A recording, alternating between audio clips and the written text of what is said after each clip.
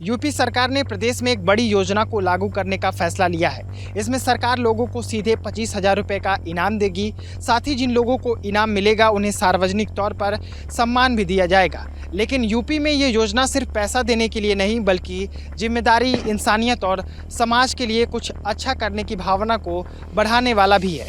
यही कारण है कि सरकार विजेताओं को सार्वजनिक रूप से सम्मानित भी करेगी, जिससे उनके योगदान को समाज में एक मिसाल के रूप में प्रस्तुत किया जाएगा। सड़क हादसों में हर साल हजारों जानें चली जाती हैं। अक्सर एक्सीडेंट के बाद लोग तमाशा देखते रहते हैं, वीडियो बनाते हैं या डर के मारे मदद नहीं करते हैं क्योंकि उन्हें कानूनी झंझटों का डर सताता है। लेकिन कुछ ऐसे भी लोग हैं जो समय रहते घायलों की न सिर्फ मदद करते हैं बल्कि कई बार उन्हीं की वजह से ऐसे लोगों की जान भी बच पाती है। यूपी सरकार ने प्रदेश में एक ऐसी योजना को लागू करने का फैसला लिया है जिसमें ऐसी घटनाओं में मदद करने वाले लोगों को सीधा इनाम दिया जाएगा और सम्मानित भी किया जाएगा।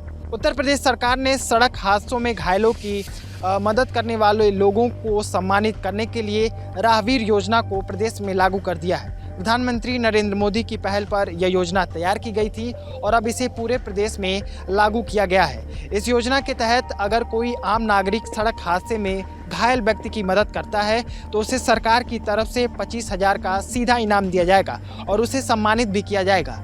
हर साल हजारों लोग सिर्फ इसीलिए दम तोड़ देते हैं क्योंकि हादसे के बाद उन्हें वक्त पर इलाज नहीं मिल पाता। अब सरकार चाहती है कि आम लोग डर या झंझट में पड़े बिना मदद करें और बदले में उन्हें न सिर्फ इनाम मिले बल्कि उनकी बहादुरी और समझदारी का भी सम्मान किया जाए।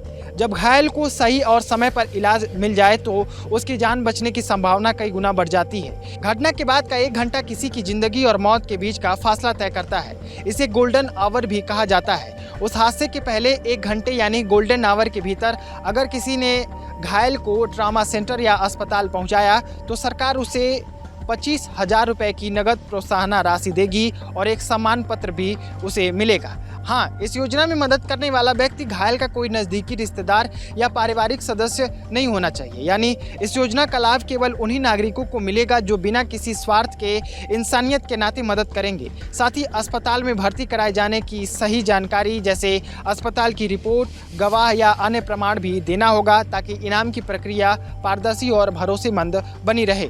सरकार ने यह भी सुनिश्चित किया है कि किसी भी मददगार को पुलिस या प्रशासन की ओर से कोई परेशानी नहीं होगी। इसके अलावा अस्पतालों को भी निर्देश दिए गए हैं कि जब कोई घायल व्यक्ति पहुंचाया जाए तो उसकी जानकारी तुरंत पुलिस और जिला प्रशासन को दी जाए। इसके बाद पूरी प्रक्रिया तय नियमों के तहत आगे बढ़ाई जाएगी और इनाम की राशि सीधे मददगार के बैंक खाते में ट्रांसफर कर दी जाएगी। अगर एक से ज़्यादा लोग मिलकर किसी को अस्पताल पहुँचाते हैं तो इनाम की रकम आपस में बांटी जाएगी। योजना को लागू करने की जिम्मेदारी जिलों के कलेक्टरों को दी गई है और पूरे सिस्टम को इस तरह से तैयार किया गया है कि मदद करने वालों को बिना किसी परेशानी के सीधा इनाम मिले और उनके खाते में इसकी राशि सीधा ट्रांसफ़र कर दी जाए।